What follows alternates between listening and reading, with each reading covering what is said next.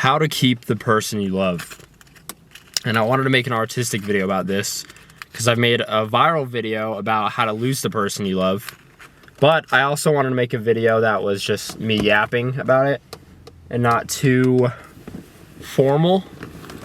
And so that's what I'm gonna do. I'm gonna tell you guys, based on my experience right now, I have a relationship that's working out. I've had relationships that I've ended that maybe could have worked out more, but I decided not to keep going with them. And they could have been long-term, even marriage maybe. But I'm gonna tell you the difference between those and the relationships that somebody else ended with me. And those were when I was younger and more inexperienced and didn't know what I want, etc. Hold up.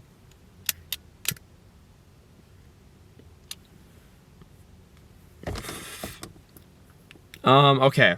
How to keep the person you love. I wrote down some lists. I have like a notebook right here. By the way, it's so fucking drippy. Look at this. Oh, look at that notebook. So sick. I spent like $40 on it. I shouldn't have, but it's sick. So, whatever. And I actually be writing all the time. Okay. So, first things first. Keeping the person you love, it's out of your control if you like don't actually get along with this person. Like, it has to be like the correct match, and you'll know it when you have it because they match your humor. Like, you don't get anxious about like seeing them, and like it's not a pain in the ass, and like you're not always overthinking, asking your friends like, what should I do, what should I say. Like, when you find the right relationship, it's easy just to communicate with them and like tell them what you're thinking and like be honest about everything. Like, it's not that gut feeling, that gut wrenching feeling that I know a lot of people get. I've had it before, I know. Like, you don't get that in the right relationship. And also, I mean, one, you should have similar like humor. And if you have similar humor, I feel like that's a great basis. And then same morals or similar morals. Like, someone I'm talking to right now doesn't have like the same faith in God as I do, but like, she's just a good person, so, you know, it's something I'm willing to compromise for that. And it's not that big of a deal to me.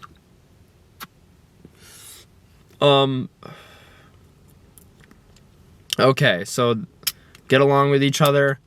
That's a big part. And then I wrote down on here, put in effort to make things special.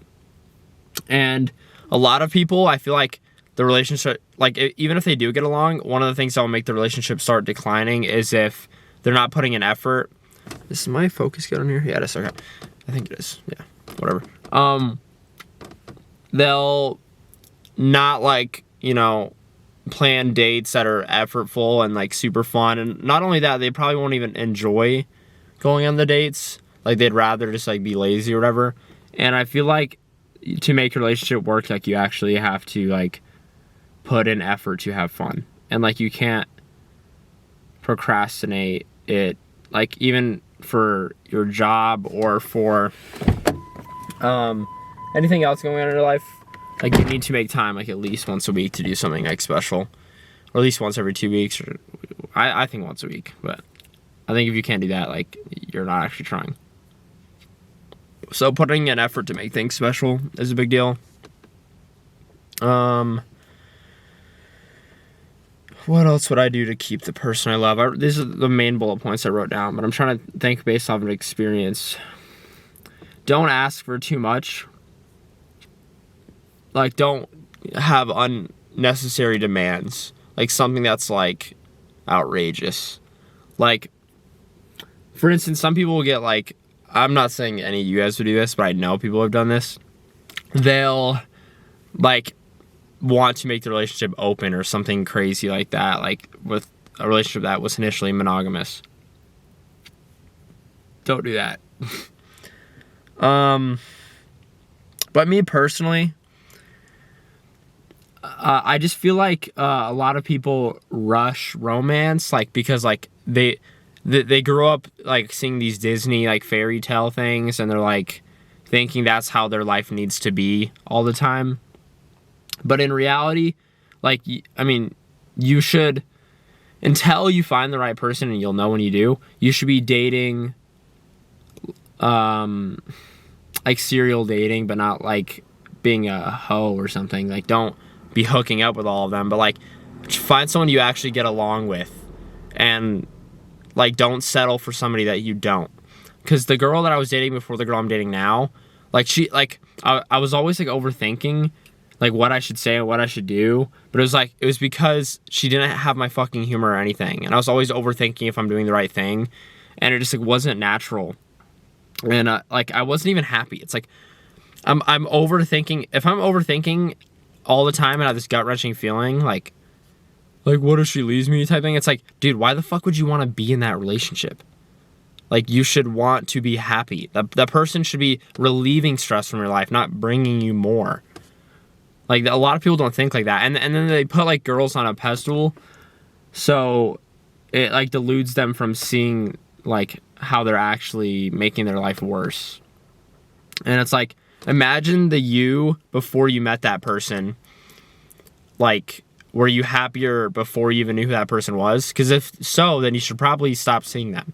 But if you're happier now that you're with them, yeah, stay with them. But, oh my god, that bud is fucking, the ash, crazy. I feel like that's basically everything. It doesn't need to be a super long video. But just choose the person you're dating wisely. And also, I don't know if I wrote this or I said this. Don't be super needy and have goals. Yeah, I don't even know if I talked about that. Did I? Yeah, having goals is a big deal because even if you do get along with somebody and like, okay, a lot of people, I mean, me personally, typically I work better, like, or I used to before I had life goals. I would think I need like multiple girls to like not be needy towards one of them. But personally, if you have goals that you actually care about, you won't be like thinking about the person you care about all the time. And so I have a lot of like editing YouTube goals, and I also work for other people. So it's like my own goals plus that. I'm very busy. So like if the person I care about can't spend time with me like that, I don't know if you guys live together or something, but if you can't see them for like a few days, like you need to have goals that, you know, distract you from loneliness. And yeah, I think if you do that, you'll naturally just get along more with that person, and you won't be overthinking the little things they do. Like, I know people that their girl like will like go hang out with their friends or something, and like they're just like thinking if they're cheating the whole night. It's like, dude, if you have goals, you won't even be thinking about that. Like, and goals that you actually care about. Like, don't just like write down a fucking to-do list that like you don't actually want to do. Like, do stuff that actually progresses your life that you want to do. And when you're like in that mode, like they'll be more attracted to you too because they see you're ambitious. Yeah. I feel like there's maybe more I could talk about, but this channel is just for me yapping, so I don't care. Okay, maybe I'll make more videos about this.